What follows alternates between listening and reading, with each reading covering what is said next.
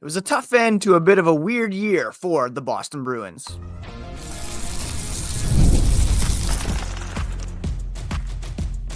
You're Locked On Bruins, your daily podcast on the Boston Bruins, part of the Locked On Podcast Network, your team every day. What is up, Bruins fans? Happy New Year and welcome back to the Locked On Boston Bruins podcast. I am your host, Ian McLaren, and this is a daily show where we discuss all things Spoke to Be. Today is Wednesday, January 1st, 2025, and I want to thank you so much for making Locked On Bruins part of your day every day of the year. It's part of the Locked On Podcast Network, your team every day. And today we're talking about a loss on New Year's Eve to the Washington Capitals. A tough loss, summed up well by Charlie McAvoy. We'll get into that here with the storylines, stats, and signals that you need to know from this game. Before that, a quick reminder, you can find the podcast on social media at Locked NHL Bruins. And you can find me, my hockey thoughts, dad jokes at Ian C. McLaren. If you are new to the podcast, I am a lifelong Boston Bruins fan. Yes, I live in Ontario, Guelph to be precise, about an hour west of Toronto where I was born. But I've been a Bruins fan my entire life, thanks to my dad, who was a Bobby Orr fan growing up. And also, I have been hosting this podcast since 2019. Before that, I was a full-time hockey news writer for The Score, and I've been covering the Bruins for various outlets for about 20 years now, since the Joe Thornton trade. In fact, that was my first blog post. I remember it. The title was Say It Ain't Joe, and it's all history from there. And the Bruins' 2024 record is now history. They ended it with a loss to the Washington Capitals on Tuesday, a game in which they opened the scoring thanks to Justin Brazeau, who's pretty hot lately, 3 goals in his last 4 games. But from there, it was Washington backstopped by Logan Thompson, who made 11 saves in the third period.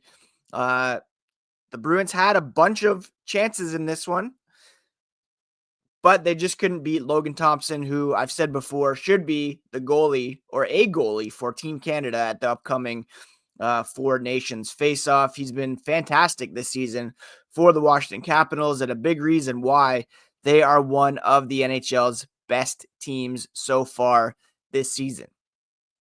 The Bruins, they're not one of the best teams in the NHL so far this season.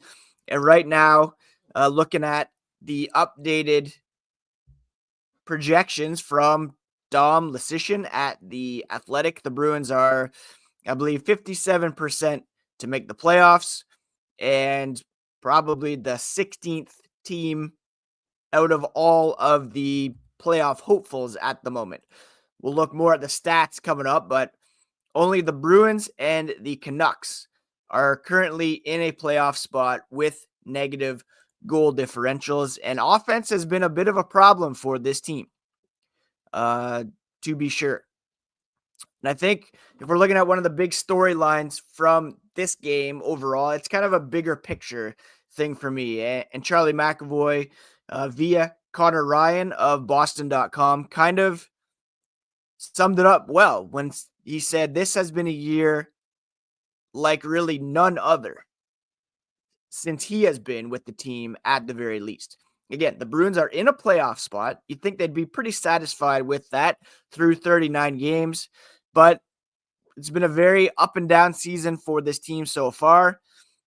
Some big losses, a negative goal differential, inability to generate sustained offense. The power play is not very good.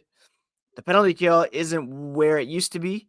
They're 27th in goals scored per game at 2.62, 30th overall on the power play. And when asked about what's been going on with this team, McAvoy said it's just a lot of different things. Again, he said it's been a year like none other since he's been there. A lot of different emotions. And he said, really, how I feel, I think, quote, I don't know. It's it almost doesn't even really matter. We're in a playoff spot, and that's really all it is. He said, obviously, offensive production has been tough to come by this year. The power play has been tough. There's been some things, but at the end of the day, defensively, I feel as good as ever. I know I can keep the puck out of my net.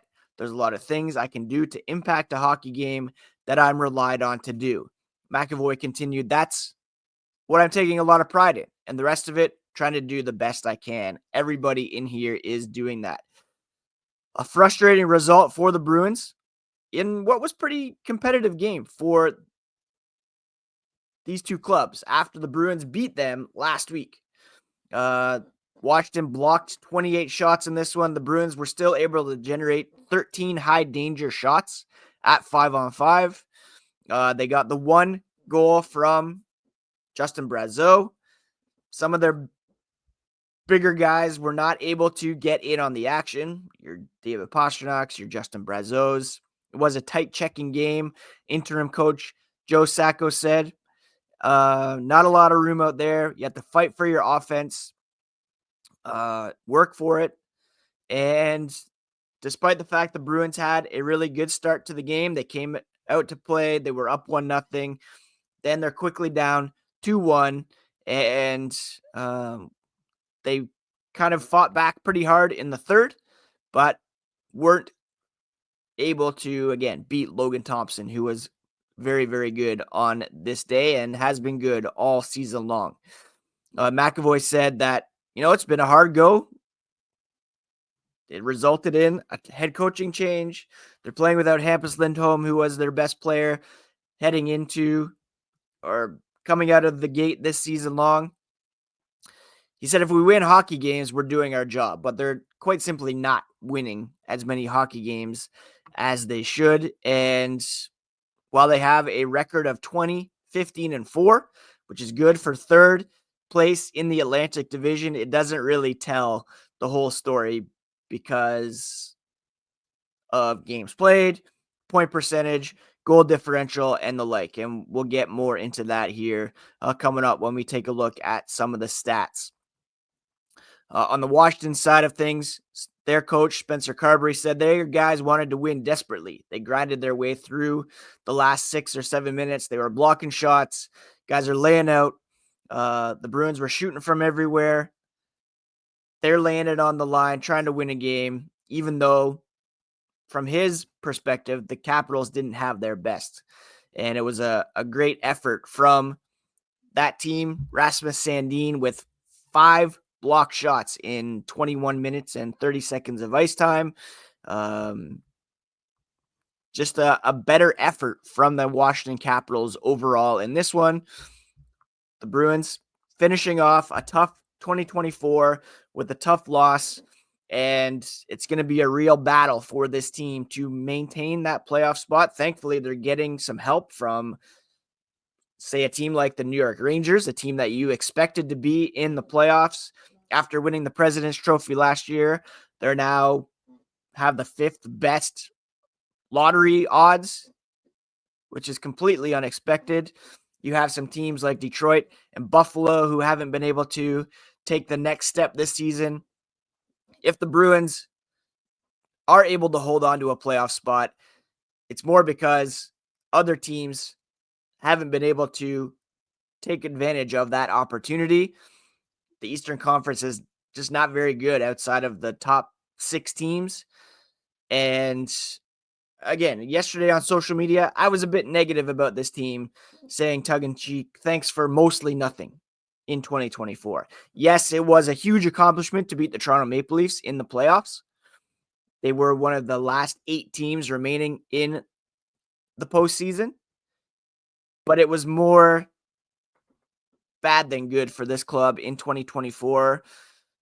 2025 isn't shaping up to be overly positive, I don't think.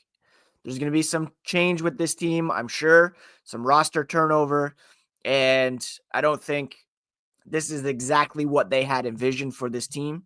Perhaps some youth will come in and reinvigorate them.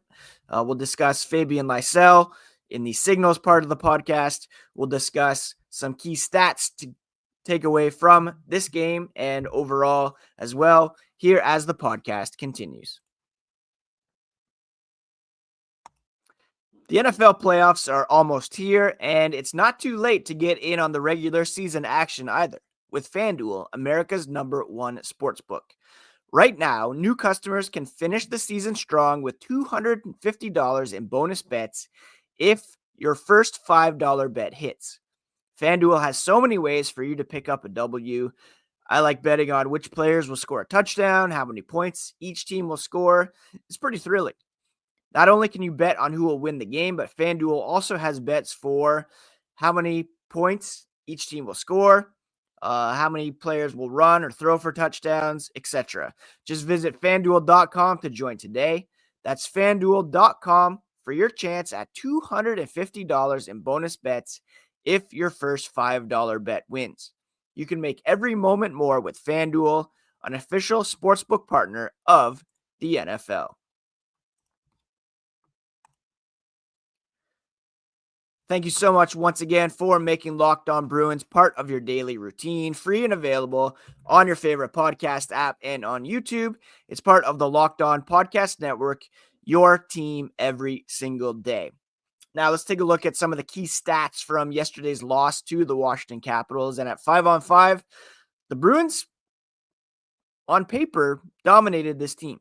They had 60% of the shot attempts, 59% of total shots. They had 66.7% of the scoring chances at 5-on-5. They had 13 high danger chances compared to only 10 for the Capitals. And the expected goals, adding that all up, were in favor of the Bruins. 3.35 compared to 1.92.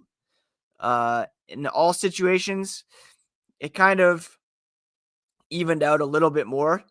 The Capitals had the edge in expected goals, 4.32 compared to 3.66. They had more high danger chances. So part of it was some penalty problems for the Boston Bruins, which has been an issue, of course, all season long for this team. They remain the top team in terms of most penalized this season, which that lack of discipline has been an issue for this team. They took a couple minor penalties in this one, and the Capitals, of course, with a pretty potent power play, they were able to generate some chances in this one. There was, let's see here, there was a high sticking penalty on Mark Kastelic. McAvoy, Connor McMichael trading slashes to end the first period. Then Nikita Zadorov had an interference penalty. Brandon Carlo, Connor McMichael again getting into it to trade roughing penalties. Coyle, Andrew Mangiapane trading roughing penalties later on in the game. But it was Bruins taking two penalties that resulted in power plays for the Capitals, and Jacob Chychrun was able to score on one of those, his 11th of the season, and that was partly the difference. That was the game-winning goal, in fact, as Alexei Protas scored 5-on-5, and then he added an empty net goal. But at 5-on-5, the Bruins had the better effort in this one and outshot Washington 11-8 in the third period overall as they were making a really big push. The Bruins and Capitals have now split the season series so far, and they'll play one more game here coming up on April 1st. In terms of shots generated in this one, it was David Pastrnak leading the way with 5 shots. He failed to hit the back of the net. Morgan Geekie with 4. Brazeau with the 1 goal on 2 shots for him. Blocked shots, Mason Lohrei had 3 to go along with 2 shots of his own to lead the way among defensemen. And it was Elias Lindholm getting the most ice time for forwards in this game, 20 minutes. Charlie McAvoy leading the way, of course, on the blue line. Now, when it comes to Overall standings, again, you have to take the points earned here with a bit of a grain of salt because the Bruins have played 39 games, which is most among teams in the Atlantic and second most in the Eastern Conference. So if you look at point percentage, that's where you need to look at where the Bruins stand. And right now, they're slightly ahead of the Ottawa Senators for a playoff spot. The Bruins right now are 7th in terms of point percentage, 564. The Senators are at 556. And then after that, it's a real toss-up as to whether any of these teams will be in the playoff mix. At the bottom, you have the Sabres and the Rangers. Crazily, the Rangers are 15th in the East in terms of point percentage. The Red Wings, Islanders slightly ahead, and then you have 4 teams at 500 who could potentially challenge for a playoff spot in the Pittsburgh Penguins, the Columbus Blue Jackets, the Philadelphia Flyers, and the Montreal Canadiens. Canadiens 7-3 over their past 10. They've won 3 in a row, and they're right back in the thick of it. In fact, if you look at regulation wins, the Bruins have only 14, tied with Ottawa and Montreal, and behind even the Rangers, which is pretty wild. Right now, it really looks like there's 6 really good teams in the East, and then after that, the Bruins, Senators, well above 500, but the Bruins still have that minus 16 goal differential, and that is 5th worst in the Atlantic. And again, you rarely see, we did see the Washington Capitals make the playoffs last season with a very abysmal goal differential. And you saw what happened to them in the first round to those New York Rangers. They were pretty much wiped out. The Canucks, the only other team in a playoff spot right now with a negative goal differential, and they're at -3, much better than what the Bruins are at. Teams with better goal differentials than Boston include the Blue Jackets, Rangers, Sabres, and Canadiens. Even the Senators, who are in 8th in terms of point percentage, are a +7. So they seem to be a better team than the Bruins at the moment. Overall, the Bruins sit in 6th, but it's deceiving because the Lightning are 2 points back with 5 games in hand. The Senators are 4 points back with 3 games in hand. So any of those teams could easily pass the Bruins, especially with a pretty difficult schedule coming up for Boston here in the coming days. And we'll discuss that as we look at some of the signals to take away from this game and what we can look at moving forward. Now, the Bruins, again, the most penalized team in the NHL by a pretty wide margin. They have 425 penalty minutes. The next closest team is Utah at 396. They have taken 170 penalties, which is 8 more than the Florida Panthers. But however, they've also drawn 175 penalties, which is most in the NHL. So when you look at net penalties, the Bruins are a positive there because they've drawn 175, but they've taken 170. The problem there is that they have not been able to score on the power play. So all those drawn penalties, it's for naught because their power play is so bad. If they had a better power play, this team could be cooking. But unfortunately, they don't. And they are kind of a middling team at the moment. That's the best way to describe them right now, is just kind of mid. At 5-on-5, there is room for some improvement in terms of puck luck. Right now, they're 17th with a PDO of 100.1. Their save percentage is 91.54. And again, PDO is adding shooting percentage, save percentage at 5-on-5. And the idea is most teams will level off around an even 100. Average of 10% shooting, 90% save percentage. The Bruins right now have a shooting percentage of 8.57, save percentage of 91.54, and even 100.1, which is 17th. So perhaps they just are what they are at 5-on-5. But if they could get some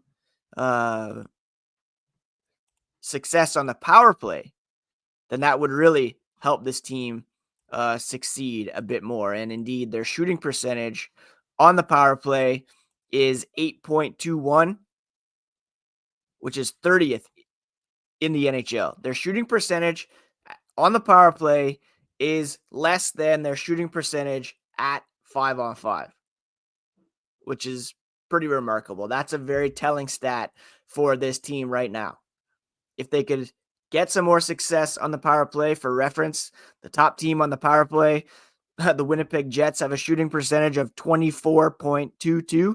That's almost 3 times better than the Bruins. So at 5-on-5, they're not bad.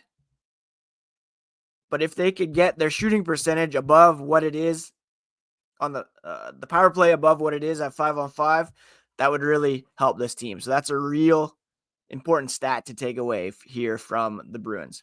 We'll take a look at some signals, some additional signals, and also an update on Fabian Lysell after his up and down weekend here as the podcast continues.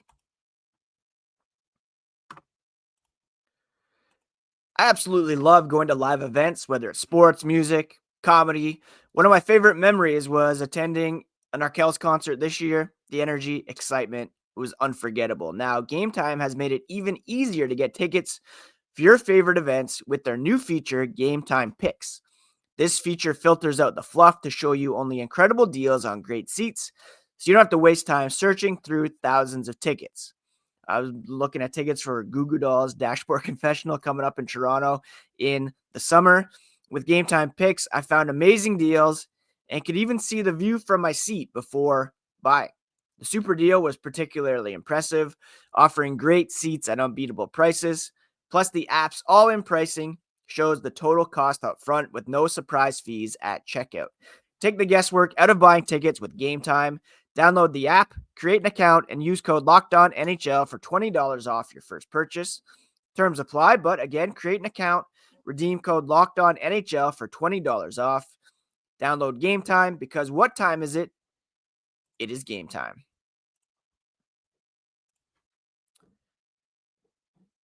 All right, looking at the Boston Bruins and the Providence Bruins, I have a hard time believing that Matt Poitras would not help the NHL club at the moment and be more effective than a guy like Trent Frederic as third line center.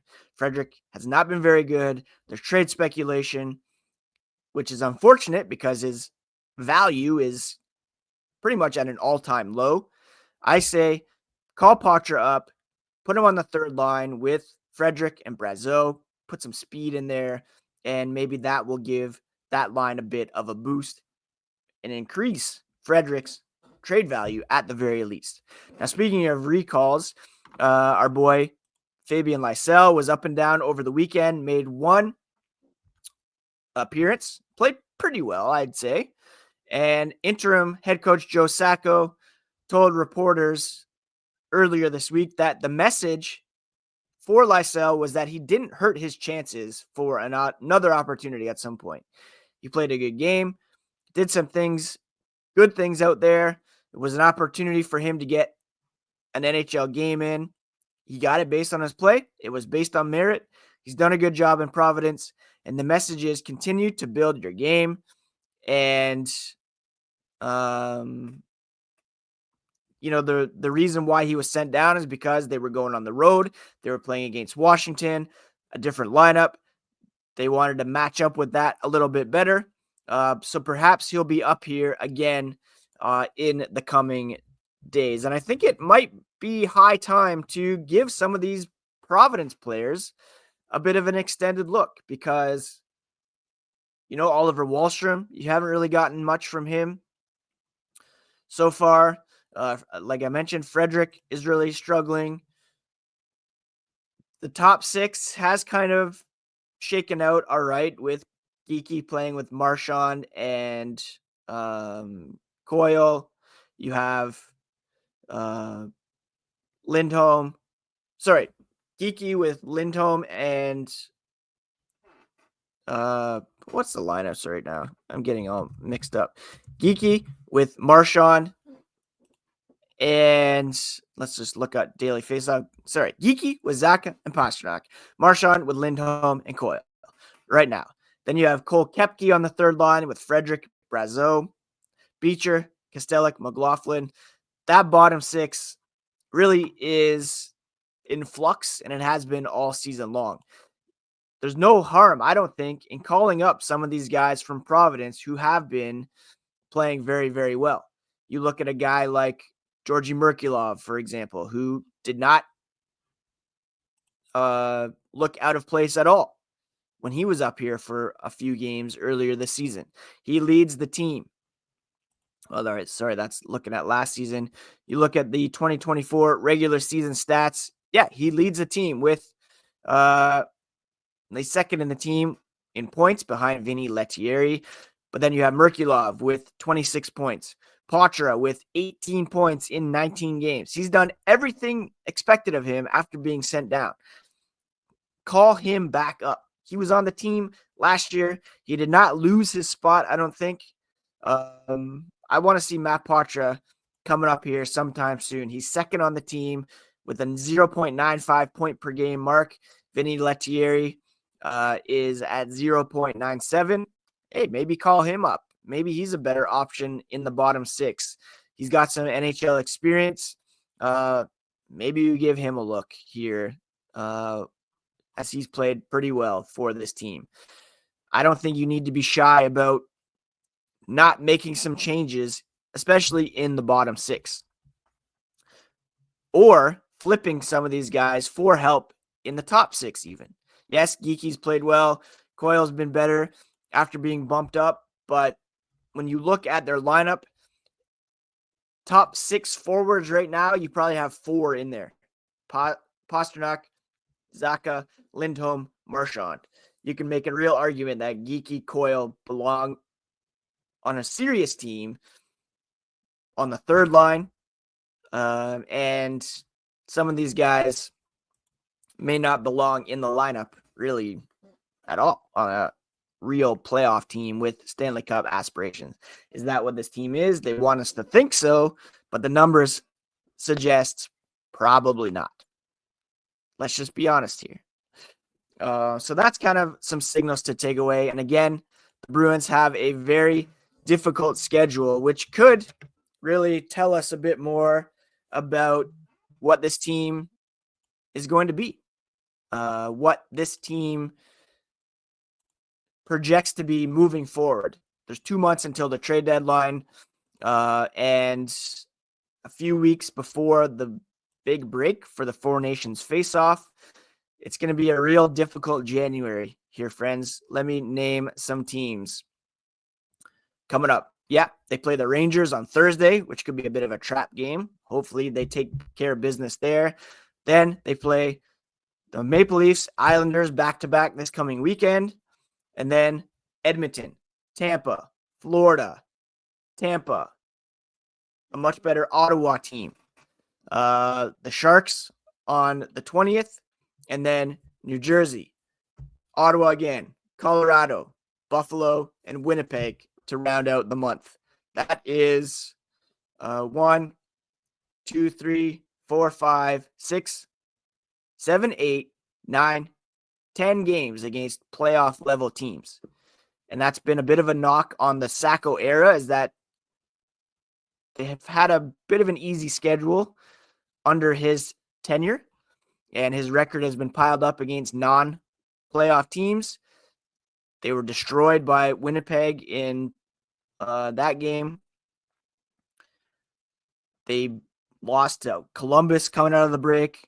They're 1-2 since the holiday break, and can't afford to drop too many more points, especially if a team like Pittsburgh, Montreal, maybe even the Islanders are able to jump up into a playoff spot. All right, so that's the first episode of 2025 here on Locked On Boston Bruins. I'm excited to see what this year has in store. I think it could be an interesting one for the Bruins. There's still seeds there of a good team. Just the roster composition not quite optimized, in my opinion, and we might see some more attention given to Don Sweeney if he can't fix this here heading into the playoffs, if indeed that's where they're headed for. Thank you so much for making Locked On Bruins part of your day today. Please do so every day this year by subscribing on your favorite podcast app and on YouTube. Check out Locked On Fantasy Hockey next. I'll be checking in to make sure I stay on top of all the latest fantasy tips because I'm playing my first place team. Lewis, I'm coming for you. I need that playoff spot. I don't want to give up this lead this week. Yeah. We'll be back tomorrow to preview a game against the Rangers and bring you all the latest on the black and gold here on Locked On Boston Bruins, part of the Locked On Podcast Network, your team every day. Take care of yourselves, friends. Take care of each other. Happy New Year. We'll talk to you again here tomorrow.